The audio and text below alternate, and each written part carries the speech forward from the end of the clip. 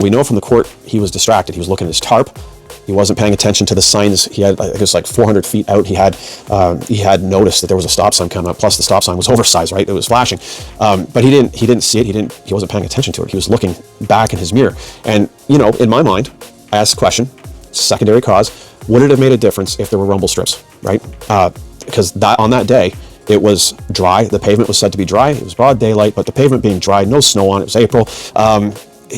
Would the rumble strips have alerted him? All right, we can all admit, if we've been out here for any length of time, we've all done some stupid shit behind the wheel of a truck. I personally have had my own share of near misses. I will admit, in my 25 years, early on, I ran a couple stop signs. The first time, the stop sign was actually obstructed by a branch, and I was unfamiliar with the area, and I didn't see it, and I blew past it. Second time, I was flat out just distracted, and I don't know how I was distracted. I had a trainer with me, so. But again, I was unfamiliar with the area there as well. So in both these cases, I got lucky because there was nobody coming, right? If there had been someone coming, it could have been disastrous. I wouldn't be sitting here making this podcast right now, right? Someone else might be doing a podcast about me at the moment. So thankfully, I got lucky. Even after I had my training to drive a truck, I didn't feel like I was adequately prepared to be driving that truck. In fact, I was young, I was 22, and I was driving the truck like it was a car. I didn't have the experience or I didn't have a good road IQ, I guess. I don't know if that makes any sense.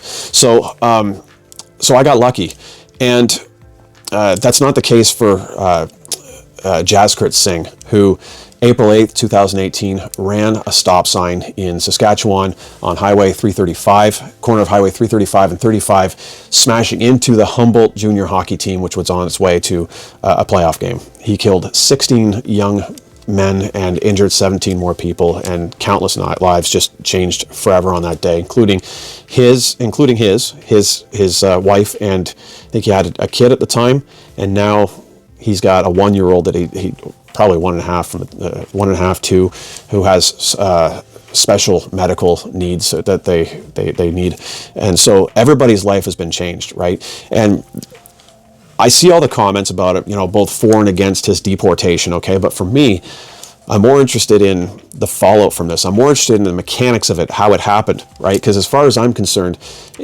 yes, there's the immediate cause, which was him running through the stop sign, but then there's all the secondary causes, right? Which really, I think we need to take notice of that as truckers, right? So the way I see it, there's the employer, there's the government, and then there's Jaskrit.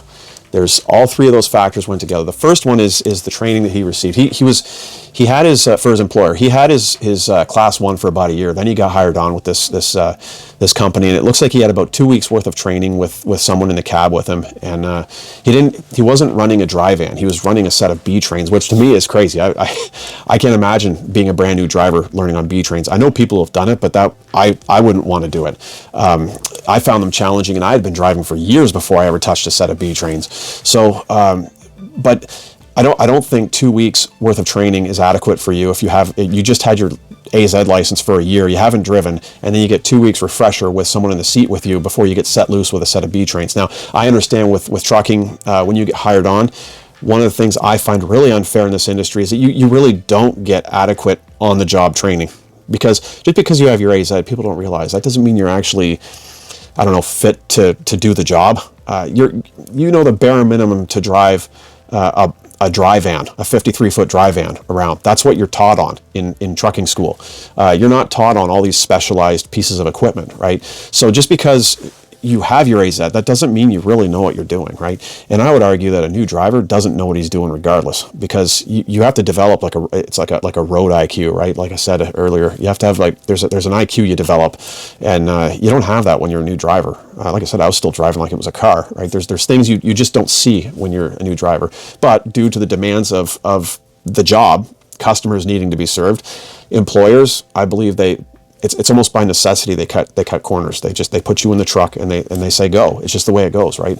And then the driver has to make do with that, right? And the only thing you do is go slow, right? Check things 2-3 times over. Just take your time, right? So that's the first thing. Second thing is government.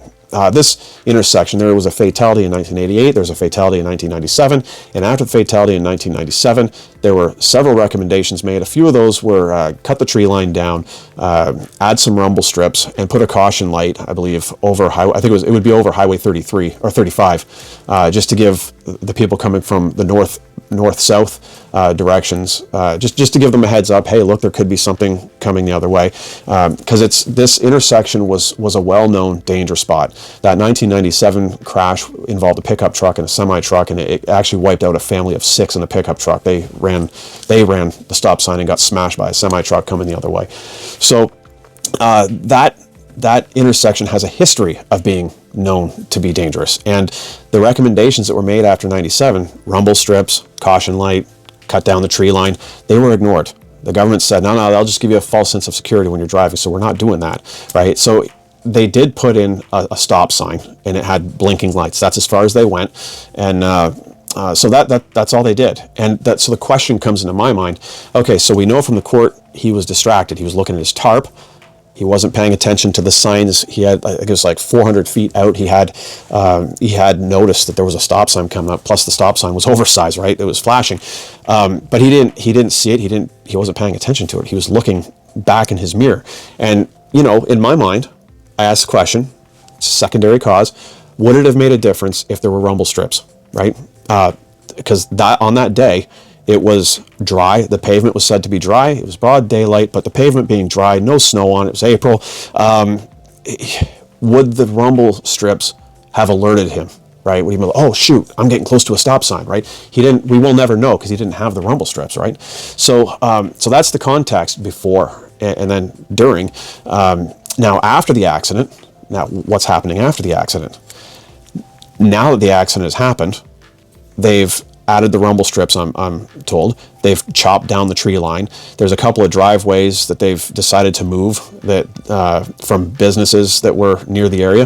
Because it looked to me, when I look at the map, it looks like it's really rural, right? But there's some driveways, I guess, off the side. They're moving those because they're not safe. Like, the government's actually acting. Like, by doing these things, they're kind of admitting, yeah, there's things we could have done, but we didn't do, right? So that's the context before, during, and after. And if you're looking at this after the fact and you see that the government's chopping down the tree line and adding rumble strips, the question is, well, why did you do that in the first place, right? So there's that.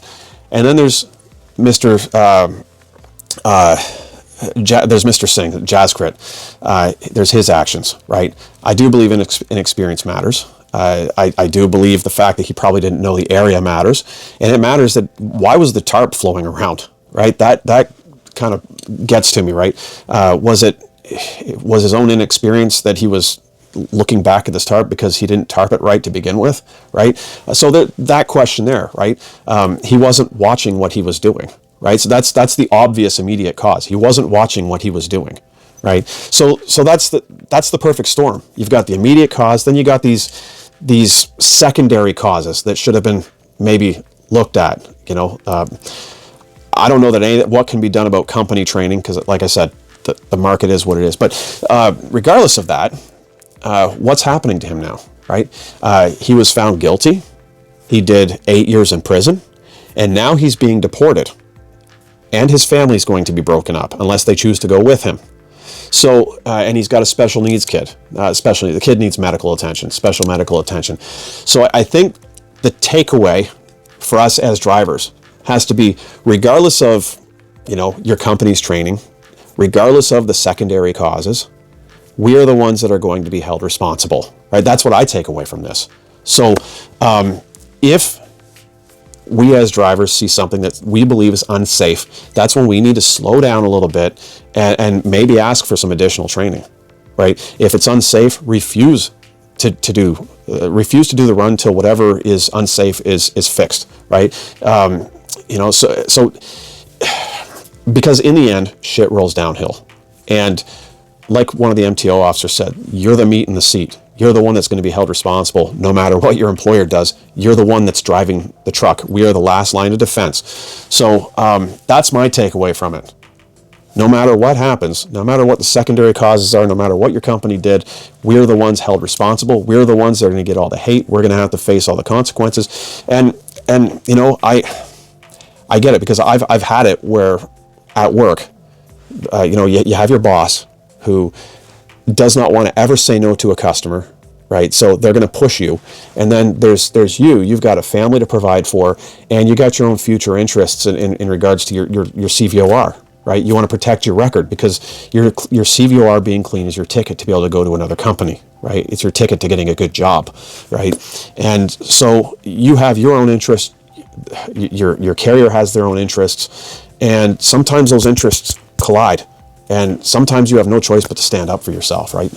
In the interest of safety, right? Or your own future, or running smart. So anyways, that's my takeaway from all this horrible situation on all sides. So let me know what you think about this in the comments. I know people have strong opinions on this on both sides, but the courts have spoken. The debate is over. So he's going home. Anyway, till next time, cheers. Keep the rubber side down.